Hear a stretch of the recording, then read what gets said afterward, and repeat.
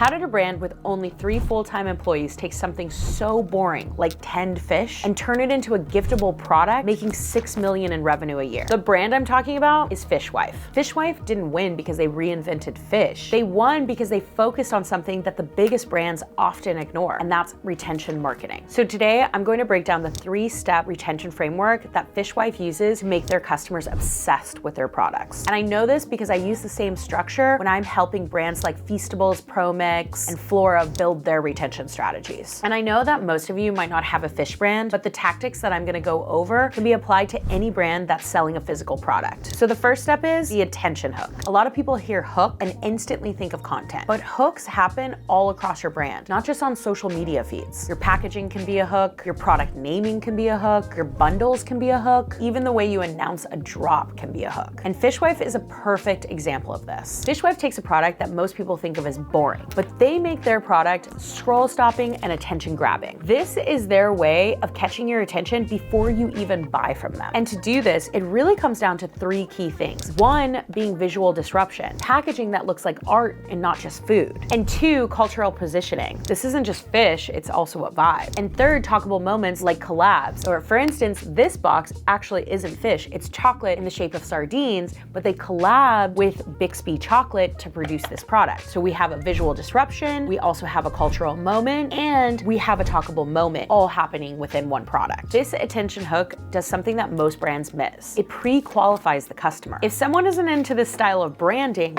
they're not gonna buy it. But if they are into it, FishWife isn't just getting a customer who's into fish, they're getting a customer who appreciates identity, aesthetic, and the world around the product. That's a customer who's more likely to come back to the next drop, the next bundle, or the next collab, because they're buying more than just a product. They're buying a brand. If you want to build an attention hook for your brand, here are the 3 main things to focus on. 1, build a visual signature. Ask yourself, if someone saw me on the shelf, would they know that that is my brand? Pick a consistent color system, a consistent illustration or graphic style, and a consistent layout pattern. 2, write a positioning line. Ask yourself, what are we really selling besides just a product? On screen, I'm going to pop up a template that you can actually use to build that positioning line. And the 3rd and final step, create a talk trigger. If someone was mentioning my brand to their friend, what would they say about us? The way you can think about this for your brand is maybe drop a collab per quarter, a bundle every new season, some sort of announcement that feels like an event, or even a built-in share moment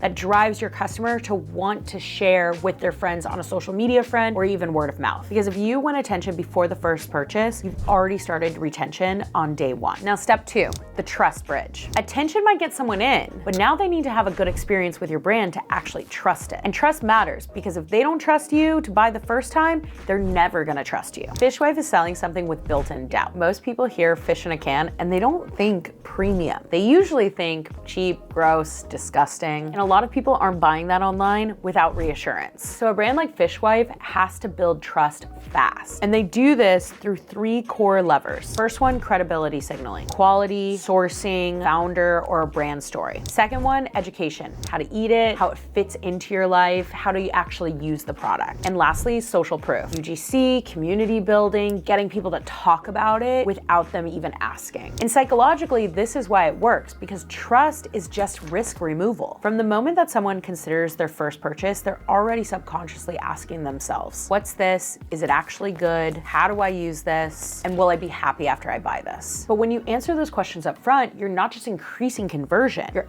answering questions before they even become questions. Thus, you're starting retention on day 1. Let me give you a quick example. Let's say you're contemplating buying a health product and you're contemplating between 2 different brands. Brand 1, as you view the product, you're seeing videos on how to use it, and you see them collaborating with other brands that you already trust within that space. You see real people happy with it. You're probably going to feel more comfortable buying that first bundle from brand 1. And now brand 2, you heard about them somewhere and now you clicked, but all you're seeing is just product images on their site. There's no education, there's no real proof, no public backing, no clarity on how it even fits into your life. Even if the product is good, you still hesitate because the risk feels higher than brand 1. And that is the trust bridge. Here's how to actually build the trust bridge into your brand. First, you're gonna build a trust stack on your product page. Answer questions before they become questions, and answer them in this order. What is it? 1 sentence. Why is it better? 3 bullet points. How do I use it? 3 fast examples. Who's it for? That's your identity storyline, the proof, reviews, UGC, any sort of social proof. Next, you're gonna run a simple education sequence right after someone opts in. This is the email and SMS structure that you can use. Message 1, here's what we are and here's why people love it. Message 2, here's exactly how to use it. Message 3, here's proof it's even worth it for you. Message 4, here's the best starter pick and here's what bundles we recommend. 3, you're gonna reduce the mental load. Don't make your customers just figure it out. You need to recommend things to them. You need to guide them into the right path without them even thinking about it. Give them a starter pack, a start here bundle, a best for beginners option, because the faster you remove doubt, the faster you get to that first purchase, and that's when retention can actually begin. Step 3, the first order ritual. Okay, so we've got them in and they're about to make their first purchase, but what actually happens from here? This is where most brands drop the ball. FishWife doesn't just treat that first purchase like a transaction. They're treating it like an experience, like it's giftable, worth talking about, and shareable. And this is why their Valentine's Day special occasion box works so well, which is literally what inspired me to even talk about this with you. Because when you get something from FishWife that's branded for Valentine's Day, it actually feels worth talking about. It actually feels like something that I'm enjoying, even if I don't necessarily like 10 fish. It feels like a moment. And when your first impression feels like a moment, you're way more likely to come back. And the reason this actually works is because it's either gonna create a memory or it's gonna create nothing at all. And nothing doesn't get you another purchase. But if you're creating a memory that's something that's fun and inspiring, people are gonna talk about it. People are gonna post about it. People are gonna remember it and maybe even come back for more. Because retention isn't only about your product being good. It's about the customer thinking, yeah, I loved that and I wanna buy it again. So how can you actually copy this for your brand? First,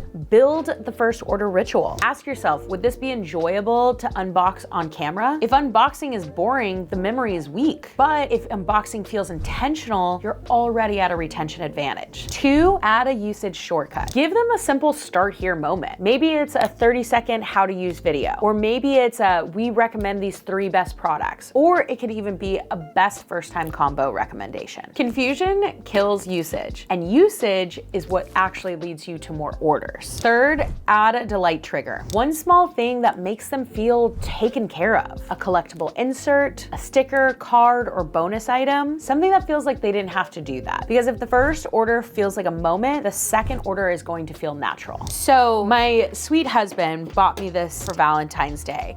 But the really cool thing about it is, like what I had said, even though this is a Valentine's Day surprise, this 10 bucks, I can reuse this. I can use this on my counter. I can put this in my pantry, but I'm not reminded that it's just a Valentine's Day gift. I'm reminded that it's fun and it's cheeky and it's by FishWife. And what's in this box is really cool. We have several different 10 fish. Now, what they did is what's included in this is dark chocolate sardines that are, these aren't 10 fish. Like all these are just chocolate sardines that they did a collab with Bixby Chocolate. But one thing I actually didn't realize was that I also had a 10 fish that had another collab with Fly by Jing, which is a dope as brand. It was really fun branding. So this collab is a secondary collab with another brand that is very similar to FishWife in the sense of their branding and their aesthetic and even like their messaging and like core identity. So it's just such a shoe-in. But one of the things that actually was a little bit of a surprise and delight that I didn't know was in the box until I opened it were these fun holographic stickers. Just a little fun surprise and delight.